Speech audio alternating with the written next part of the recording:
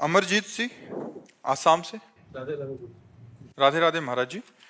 महाराज जी, मुझे नाम जप करना बहुत प्रिय है। मुझे यार ये भगवत तो बहुत प्राप्ति। बढ़िया बात है। नाम जप करना बहुत प्रिय है, ये तो बहुत दुर्लभ बात है, बहुत दुर्लभ बात है। भगवान के नाम जप में प्रीति हो गई तो बता संसार को पर विजय प्राप्त कर लोगे, भगवान को अधीन कर लोगे। सुमिर पवन सुत पावन नामू, अपने बस करी राखे रामू। भगवान का नाम जप करके हनुमान जी राम जी को अधीन किए। राम जी प्रेमाधीन है। पर पैसा भी कमाना है महाराज जी। हाँ, तो नाम जप करते हुए खूब मेहनत करो, पैसा कमाओ और अधिक पैसा आएगा। तो पहले पाप नष्ट होने दो, जहां पाप नष्ट हुआ तो धन ही धन एकत्रित होने लगेगा। नाम रूपी धन है तो फिर क्या। त्रिभुवनपति जिसके ऊपर प्रसन्न है, जा पर कृपा राम की हुई, ता पर कृपा करे सब कोई। खूब नाम जप करो, खूब मेहनत करो, धन कमाओ और जो दुख सुख आवे उसे सह जाओ। आगे बहुत अच्छा फल प्राप्त होगा। दोनों काम करेंगे तो कोई दिक्कत तो नहीं हो? नहीं, कोई दिक्कत नहीं, दोनों काम करना ही चाहिए। क्योंकि गृहस्थ हो, कोई विरक्त थोड़े हो, गृहस्थ हो। विरक्त केवल भगवान का भजन करता है तो देखो भगवान ही सब करते हैं, किसी से मांगा थोड़ी जाता है। राधे, न्यू दिल्ली से। श्री हरिवंश महाराज जी, आपके चरणों में दंडवत प्रणाम। गुरुदेव भगवान, संत और सदग्रंथ कहते हैं कि कर्तव्य पालन आवश्यक है। क्या कर्तव्य पालन किए बिना भजन साधन सफल नहीं होगा? कई बार आर्थिक स्थिति या अन्य कई कष्टों के कारण घर के परिजनों के सेवा नहीं कर पाता, तो क्या मेरा भजन नाम जब व्यर्थ हो नहीं, जाएगा? भजन नाम जप ये भगवत प्राप्ति के लिए अलग क्षेत्र है और कर्तव्य पालन अलग क्षेत्र है। जो हम कर्तव्य पालन कर रहे हैं, जैसे माता पिता की सेवा है, धन कमाने का उद्योग करना है, धन कमा के लाना है, परिवार की सेवा है, ये तो मनुष्य का कर्तव्य कर्म है, अपने परिवार का पोषण करना।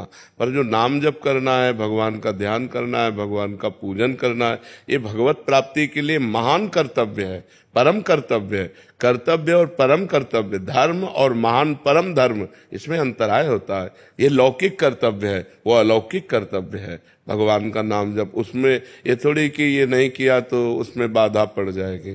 पर हमें चाहिए कि हम कर्तव्य का पालन करते हुए भजन करें, तभी आनंद आएगा। अब बूढ़े माता पिता कष्ट पा रहे हो, तुम माला लिए बैठे हो, तो ऐसा नहीं है। उनके पैर दबाओ, उनके कपड़ा धो, मेहनत करके लाओ, कमाओ और उनको खवाओ पियाओ। क्योंकि जब तुम किसी योग्य नहीं थे तब उन्होंने तुम्हें पालन पोषण किया। अब उनकी वृद्धावस्था है और तुम सोचो हम तीर्थ याटन जा रहे हैं, तीर्थों की जरूरत, उनके चरणों में तीर्थ है, उनकी सेवा करो। बूढ़े माता पिता की सेवा करना, बूढ़े परिवार के जो बुजुर्ग जन हैं उनकी सेवा करना, धर्म पूर्वक धन कमाना, ये भी तो कर्तव्य कर्म है। हाँ, इससे भी भगवान प्रसन्न होते हैं। यदि नाम जप करते हुए अपने माता पिता की सेवा की जाए और धर्म पूर्वक धन कमाकर परिवार की सेवा की जाए तो कहीं तीर्थ जाने की जरूरत नहीं, घर ही उसके लिए तीर्थ है और घर में ही उसे भगवत प्राप्ति हो जाएगी। वह नाम जप जरूर होना चाहिए, भगवान का स्मरण जरूर होना चाहिए। नकुल वर्मा जी, गाजियाबाद। राधे राधे महाराज जी।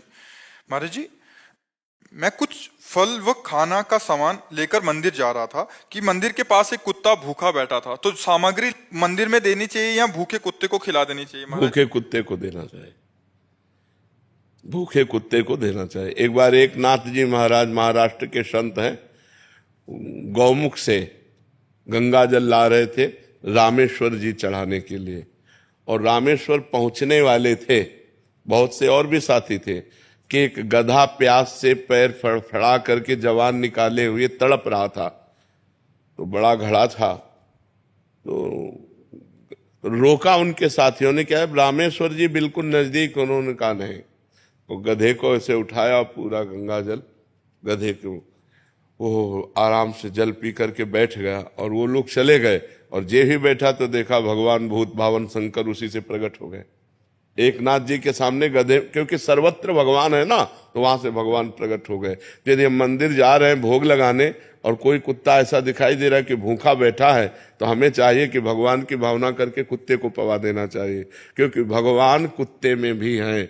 नामदेव जी ने जब कुत्ता रोटी लेके भगा तो घी का कटोरा लेके कहा कि नाथ सूखी ना खाओ, थोड़ा घी चुपरा लो, और तो उन्हीं कुत्ते में से भगवान विट्ठल प्रकट हो गए। ये तो प्रसिद्ध कथा है। तो भगवान सर्वत्र हैं। अगर हमें कोई जीव भूखा दिखाई देता है तो हम भगवान के भोग को उसको पवा देते, सीधे भगवान पाएंगे। वहां तो भगवान दृष्टि भोग पाते हैं, मंदिर में भगवान सीधे नहीं पाते। दृष्टि भोग पाते हैं, उनकी दृष्टि में केवल आता है। और मुख से तो भगवान सीधे पाते। भूखा कोई आदमी बैठा है, कह रहा है बाबूजी भूख लगी है, पूजा ये लो, केला सेव फल मिठाई खा लो, और मान लो कि हो गया, दर्शन करे और ठाकुर जी के भोग यहाँ लगा दो, दर्शन ठाकुर जी करे और बढ़िया हो गया जी। अलका जी, राधे राधे महाराज जी। महाराज जी, मैं अपने भक्ति भाव को व्यक्त नहीं कर पाती। महाराज जी, किससे व्यक्त करना? प्रभु जानत सब बिना जनाए। जिनकी हम भक्ति कर रहे हैं तो बिना जनाए जानते हो, अंतर्यामी सबके हृदय की बात जानते हैं। हाँ, भक्त कहलाने के लिए यदि तुम्हारा हो कि चार लोग जाने कि हम भगत है तो बात अलग है, नहीं तो व्यक्त करने की जरूरत क्या है?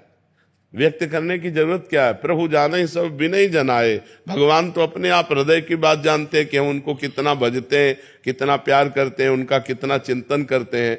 तो हमें लगता है भक्ति दिखावे की वस्तु नहीं है, भक्ति हृदय की वस्तु है। हम हृदय में भगवान का चिंतन करें, भगवान का सुमिरन करें।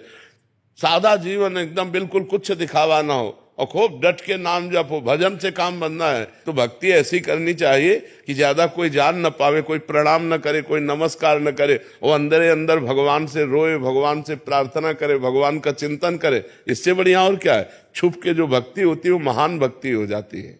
इन्हीं का एक प्रश्न हो रहा है महाराज जी, ये कह रहे हैं कि मुझे कौन कौन से ऐसे कर्म करने चाहिए कि मैं मृत्यु और जीवन के चक्र से मुक्त हो जाऊं और प्रभु की सेवा में लीन हो जाऊं। हाँ, बेविचार ना करो, कोई नशा ना करो, किसी की हिंसा ना करो, कम बोलो, कम सुनो, कम देखो और निरंतर भजन करो, माया चक्र से मुक्त हो जाओगे।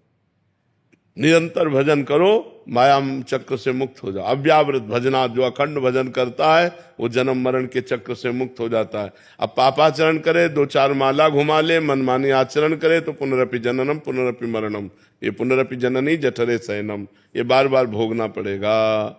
जब तक पापाचरण बंद नहीं होगा और भगवान का भजन अखंड नहीं होगा तब तक जन्म मरण के चक्र से मुक्त होना संभव है। जब निरंतर भजन हो, जिस श्वास में हमारा नाम चलते हुए अंत हुआ वही श्वास हमें भगवत प्राप्ति करा देगी। अगर हमने संसार का चिंतन करते हुए शरीर छोड़ा तो चाहे जितने भजनानंदी रहे हो हमको जन्म लेना पड़ेगा।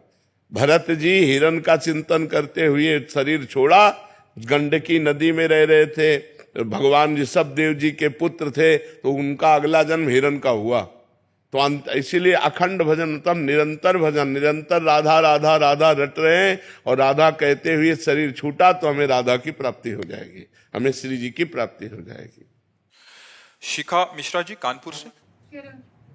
राधा वल्लभ श्री हरिवंश महाराज जी। महाराज जी, क्या प्रभु की भक्ति केवल प्रेम से ही प्राप्त हो सकती है या अन्य साधन? भक्ति से प्रेम और प्रेम से भगवत प्राप्ति। भक्ति से प्रेम, नवधा भक्ति से दसधा भक्ति प्रेम और प्रेम से भगवत प्राप्ति होती है। प्रेम से भगवान का साक्षात्कार होता है। जान ले सो जान निहारा, राम ही केवल प्रेम प्यारा। प्रेम ते प्रगट होय मैं जाना, मिले ही न रघुपति बिनु अनुरागा, किए कोटि तप जोग विरागा। भगवान प्रेम से प्राप्त होते हैं। प्रेम 9 प्रकार की भक्ति करने से, श्रवणम कीर्तनम स्मरणम विष्णुपाद सेवनम अर्चनम वंदनम दास्यम सख्य आत्मनिवेदनम, इस तरह की 9धा भक्ति पूर्ण करने से भगवान से प्रेम हो जाता है और प्रेम से भगवान का साक्षात्कार होता है।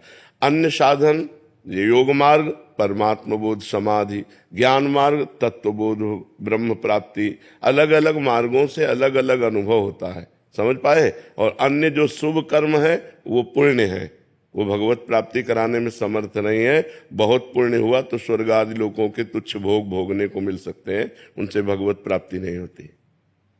महामंडलेश्वर करणपुरी जी महाराज रोहतक से। महाराज जी राधे राधे। महाराज जी, अब ऐसा लगता है कि युग बदल गया है, जैसे ना पहले प्राणी थे ना जैसे पहले जैसे सोच नहीं रही। महाराज जी, आजकल सब बच्चे मोबाइल में अग्रसर हैं, नशे में यूथ जा रहा है। बिल्कुल, बहुत जोर से युग परिवर्तन हो रहा है। भ्रष्टाचार, नशेबाजी, हिंसा, चोरी, ये सब बहुत, किसी पर किसी को विश्वास नहीं रह गया, वर्णाश्रम धर्म का कोई आचार नहीं रह गया, शास्त्र सम्मान नहीं रह गया, सब मनमाने आचरण चल रहे हैं। मनमानी बदल रहा है और बदलेगा, अभी तो भ्रष्टाचार और बढ़ेगा, तभी तो कलयुग का प्रभाव आएगा। भा भ्रष्टाचारा सब संसारा, धर्म सुने नहीं काना, कान से भी धर्म सुनने में नहीं आएगा, ऐसा भ्रष्टाचार बढ़ेगा। वो तो बढ़ ही रहा है, प्रतिपल बढ़ रहा है। ये राक्षसी प्रवृत्ति बढ़ती चली जा रही है। जिसको देखो नशेबाज बन रहा है, जिसको देखो व्यभिचार में प्रवृत्त है, जिसको देखो धन मिले चाहे जितना झूठ बोलना पड़े, बेईमानी करना पड़े, घूसखोरी करना पड़े, अधर्म करना, तो कहाँ शास्त्र मर्यादा, कहाँ धर्म मर्यादा, कहाँ मर्यादाएं रह गई। कोई बिरला ही ऐसा है जो शास्त्र का चिंतन करता हो कि इसके अनुसार हमें चलना चाहिए। कोई धर्म का चिंतन कर, नहीं मेरा धर्म ये नहीं है, मैं ऐसा नहीं कर सकता। ऐसा गांव में 100 रुपया के गेहूं बेचे गए थे, ये 45 वर्ष पहले की बात बता रहे हैं। तो 110 रुपये आ गए थे, उसके गिनने में भ्रम हो गया होगा, 10 का नोट ज्यादा आ गया था। तो जब घर में गिना गया तो 110 थे, तो कहा पूरे लेके जाओ उसके सामने और उसको दिखाओ जाके कि 10 का नोट तुम्हारा एक्स्ट्रा था, और उसको दिया। और फिर 100 रुपये के गेहूं, रुपया 1.5 रुपया किलो गेहूं बिकता था, तो 100 रुपये के गेहूं बेचे थे, 10 एक्स्ट्रा आ गए तो काफी थे। लेकिन ऐसा नहीं, तुरंत पैसे वापस किए। ये धर्म है कि नहीं, उसके 10 रुपये ज्यादा आ गए, हम 10 रुपये। और आज क्या होता, अरे वो अगर कहता भी कि हमें लगता है 10 रुपया ज्यादा आ गया क्या, तो बोले कैसे 100 रुपये दिए थे तुमने, वो झूठ बोल जाता। धर्म का साक्षी रख करके कहीं कोई अधर्म नहीं करता था। कहीं भूल चूक से कोई अधर्म हो जाए तो लोग उसको समाज में बैठाल करके उसकी निंदा करते थे, उसको प्रताड़ित करते थे। अब समाज ही निंदनीय हो गई है। बड़े बूढ़े 4 लोग बैठ के हुक्का पीते हैं, शराब पीते हैं, तो बच्चों के ऊपर आचरण किया जाएगा। तो धर्म का, शास्त्र का आजकल सम्मान करने वाले बहुत कम रह गए। शास्त्र में क्या लिखा है, मेरा क्या आश्रम है, आश्रम के अनुसार मेरा क्या धर्म है, ये कोई जान ही नहीं रहा। बस मनमानी आचरण करते रहो, मनमानी आचरण करते रहो। पहले सत्य था। हाँ, पहले से बिल्कुल सत्य बात है। पहले सत्य, धर्म का स्वरूप सत्य ही है। पहले सत्य था, अब तो व्यभिचार, झूठ, व्यसन ये सब बढ़ रहा है। पर फिर भी कुछ धर्मात्मा लोग तो हैं ही, कुछ भगवान के नाम जापक तो हैं ही, नहीं तो बड़ा आतंक मच जाए अगर सब व्यभिचारी हो जाए, सब व्यसनी हो जाए। उनमें से कुछ तो संयम में चली रहे, कुछ संत महात्मा है, कुछ धर्मात्मा गृहस्थ है, जिससे अभी थोड़ा पृथ्वी टिकी हुई है, नहीं तो आतंक मच जाएगा। तो ये आधुनिकता अगर धर्मयुक्त नहीं है तो लोग अनुसरण करते हैं कि दूसरे देशों में देखो लोग कितने सुखी, इसे सुख कहते हैं। आग लगी तो लगते ही चली गई, भूकंप आया तो गिरते ही, बाढ़ आई तो समेटती चली। तो जल, पृथ्वी, वायु, आकाश, अग्नि, ये 5 प्रधान देवता हैं जिनसे शरीर बना हुआ है। अगर धर्म से नहीं चलोगे तो जितना पुण्य उतना भोग लो, इसके बाद तुम्हें यही जला के राख कर देंगे, यही तुम्हें नष्ट कर देंगे। इसलिए बहुत डरना चाहिए कि हमसे पाप ना हो और धर्म पूर्वक आचरण करना चाहिए। विकास भारद्वाज जी, दिल्ली से। जय श्री राम। जय श्री राधे महाराज जी। महाराज जी, ऑफिस से आज्ञा लेकर वृंदावन 1-2 दिन आया हूँ आपसे मिलने के लिए। महाराज जी, आखिर बार जब आया था तो राधा और राम नाम में फंसा हुआ था।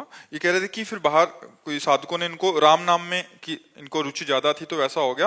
प्रभु, आपसे एक शिकायत है कि आप हमारे लिए इतना देरी से क्यों आए? अब 40 वर्ष बीत चुके हैं, लगता है जीवन यूं ही खराब हो गया। पहले मिल जाते तो, और नाम का जो सुख अभी मिल रहा है वो मिल जब जाता। द्रवहि दीन दयालु राघो तो साधु संगति पाइए। जब राम जी कृपा करते हैं तो भगवान अपने प्रेमी संतों के पास भेज देते हैं। जब द्रवहि दीन दयालु राघो तो साधु, ये तो कृपा मनाओ कि पूरा जीवन बर्बाद नहीं होने पाया। नहीं, ऐसे ऐसे लोग हैं केवल बस खान पान, कमाया, भोगा, लड़का बच्चा, परिवार, इसी में पूरा जीवन व्यतीत कर देते हैं। राम कृष्ण प्रभु से कोई मतलब नहीं होता, अंत में वो दुर्गति को प्राप्त होते हैं। ये तो सजग हो गए, अभी आपके पास बहुत समय है, अभी सजग हो गए, इतने से काम चल जाएगा। खड़वांग जी को जब देवताओं ने बताया कि तुम्हारी आयु तो केवल 48 मिनट है, 48 2 घड़ी, तो उन्होंने 2 घड़ी में ही परम पद प्राप्त कर लिया। अपनी इंद्रियों को रोका और भगवान के चरणों में लगाया और प्राण छोड़ा, भगवान को प्राप्त कर गए। तो आपके पास तो बहुत समय है, अभी इतने में तन्मयता पूर्वक खूब नाम जप करके परलोक बना सकते हो, परम पद प्राप्त कर सकते हो। खूब नाम जप करो जी। मुनीश जी, श्री हरिवंश महाराज जी। महाराज जी, मेरी उम्र 35 वर्ष की हो चुकी है। आज तक जिस बात से मन अशांत रहा है कि क्या जीवन में कर्म प्रधान होता है या जो भी होना है वो पहले से ही लिखा हो चुका है। महाराज जी, गत 35 वर्षों में जो पाप जाने अनजाने में मुझसे हुए, क्या वो सब पहले लिखा जा चुका है? नहीं, क्रियमाण है, ये लिखे गए हैं, अब लिखा गया है, अब इनका हिसाब आगे होगा। प्रारब्ध दुख और सुख का निर्माण करता है। बहुत मेहनत कर रहे हो, सफलता प्राप्त नहीं हो रही, तुम्हारा पाप का प्रारब्ध है, वो तुम्हें दुख देने के लिए इतना प्रभाव दिखा रहा है कि तुम सफल नहीं हो पा रहे हो। और तुम छोटा सा काम कर रहे हो, उन्नति पे उन्नति होती चली जा रही, तुम्हारा पूर्व का पुण्य प्रारब्ध है। जो ऐसा नहीं कि पाप कर्म के लिए प्रारब्ध है, नहीं, पाप कर्म कर चुके जो हैं उसे प्रारब्ध कहते हैं। हमारी बात समझ रहे हो? पाप कर्म जो पीछे हमसे हो चुके हैं और इस जन्म में जो उनका फल मिलना है वो प्रारब्ध फल कहा जाता है। ये तो पाप कर्म है, ये पाप कर्म है, ये नया है, ये पुराना प्रारब्ध नहीं कहा जाएगा कि प्रारब्ध से कर्म नहीं बनता। प्रारब्ध फल देता है, दुख या सुख, विपत्ति या संपत्ति, हर्ष या शोक, ये वो देता है। वो ये नहीं कहता कि तुम किसी लड़की को छेड़ो, तुम किसी का हिंसा कर दो, तुम किसी की बेईमानी कर दो, तुम किसी की घूस ले लो और कहो कि हमारा प्रारब्ध था। प्रारब्ध नहीं, ये नया कर्म तुम्हें भोगना पड़ेगा। ऐसे ही किया महाराज, आपकी वितरण पाप हुए तो जो पाप कर्म हुए हैं अभी तो समय है, उनका मार्जन कर लो। तीर्थों का अवगाहन करो, गंगा आदि तीर्थों का अवगाहन करो, नाम जप करो, भगवान की कथा सुनो, भगवान की शरण में हो जाओ। नाम संकीर्तनम यस्य सर्व पाप प्रणाशनम, भगवान का नाम कीर्तन समस्त पापों का नाश कर देता है। घर में आधा घंटा बैठ करके राधा राधा नाम कीर्तन करो, ध्वनि से पूरे घर में राधा नाम गूंजे तो तुम्हारा पाप भी नष्ट होगा और घर भी पवित्र होगा। ठीक है? हाँ, आज से जो पाप कर्म हैं उनको धीरे धीरे शनै शनै उनको रोको। हम आपके द्वारा नए पाप ना बने, डरो, नहीं तो नरक में भोगना पड़ेगा इन सब पापों को। केशव जी उत्तराखंड से।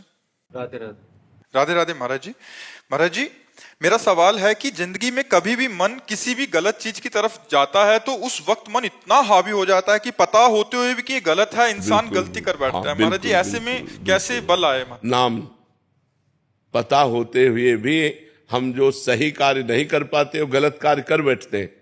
पता है सही कार्य है, करना चाहिए, लेकिन मन निरुत्साहित रहता है। पता है गलत कार्य नहीं करना चाहिए पर मन कर लेता है, उसमें अध्यात्म बल की कमी होती है। यदि हम खूब नाम जप करें भगवान का तो हमारे अंदर ऐसा बल आ जाएगा कि जहां ब्रेक मारो बस वहीं ब्रेक मार दो। नहीं, कदापि नहीं, गलत नहीं होने देंगे। धर्मयुक्त भोग मन को देंगे, अधर्मयुक्त भोग मन को दे ही नहीं सकते। प्राण भले चले जाएं, मैं गलत नहीं कर सकता, वो निकल जाएगा। मन बहुत बलवान है, मन से बलवान भगवान का नाम है।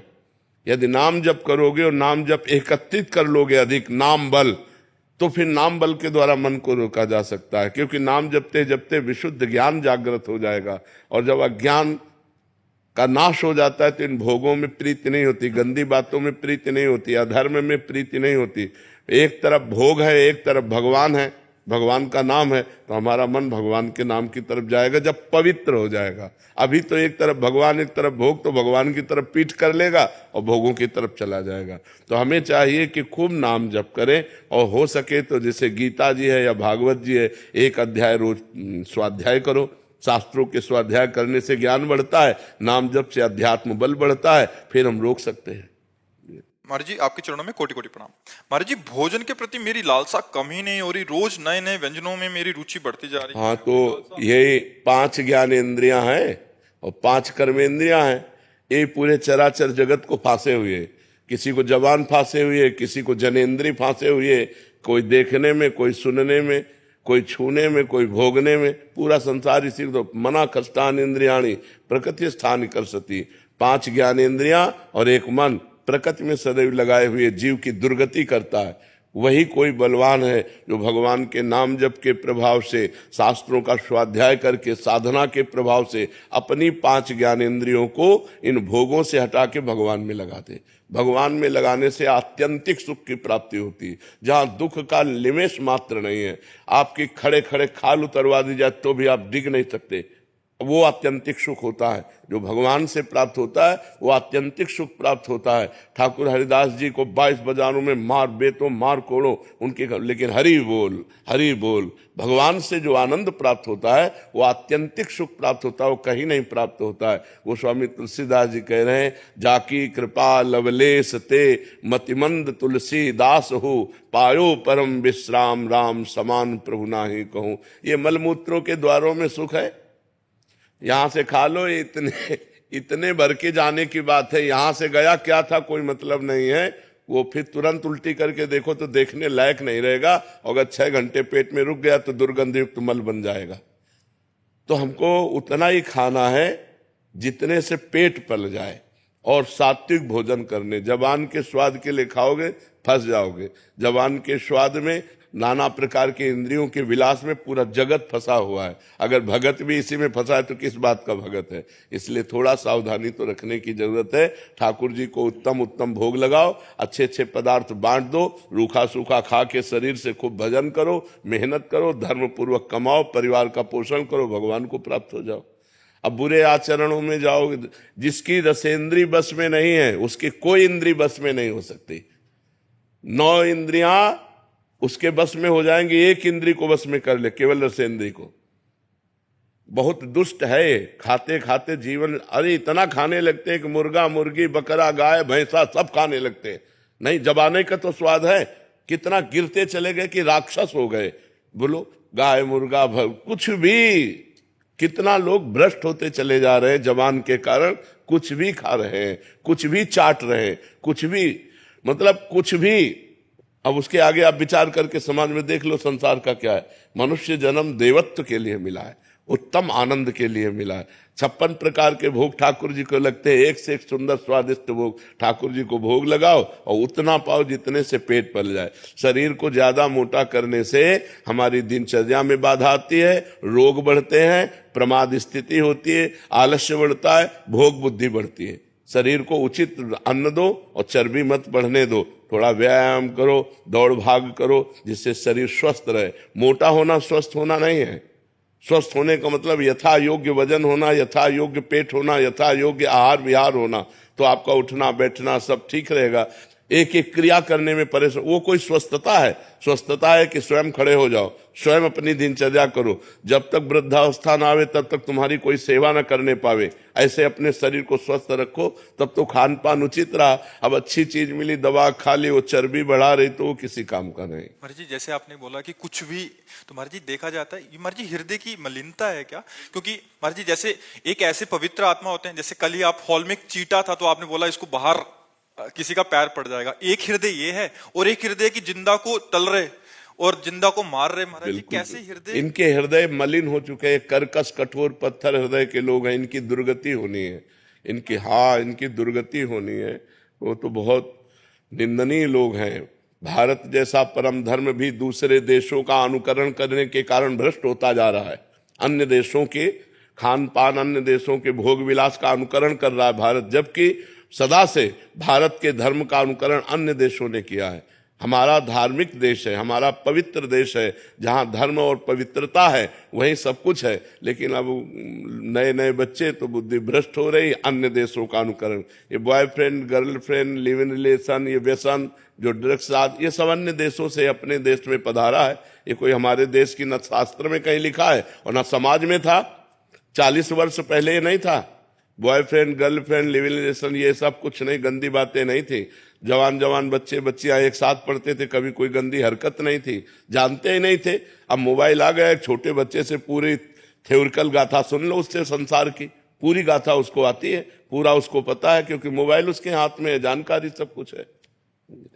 राधे राधे। महाराज जी, आप दोनों कह रहे हैं कि आप स्त्री रोग विशेषज्ञ हैं, और महाराज जी कह रहे थे कि शुरू के सालों में मतलब ज्ञानतावश जब इनको पता नहीं था कि कर्म का प्रभाव तो गर्भपात और नसबंदी आदि इसका किया था, अभी कुछ सालों से छोड़ रखा है महाराज जी। एक तो है कि पुराने, एक ने लिखा कि पुराने पाप जो हो गया उसका दोष मुझे जो लगे हैं या तो उसका प्रायश्चित कैसे, और दूसरे कह रहे हैं कि अगर हम किसी को मना कर देते हैं वो कहीं और जाके सफाई करा लेते हैं, या फिर उसको स्त्री को या बच्चे को कुछ हो जाता है तो उसका अपराध इनको तो नहीं लगेगा? नहीं, मना कर देना ठीक है, हम तुम्हारा पाप कर्म नहीं करेंगे, ये मना। हमारा तो भारतीय कानून भी इस बात का विरोध करता है।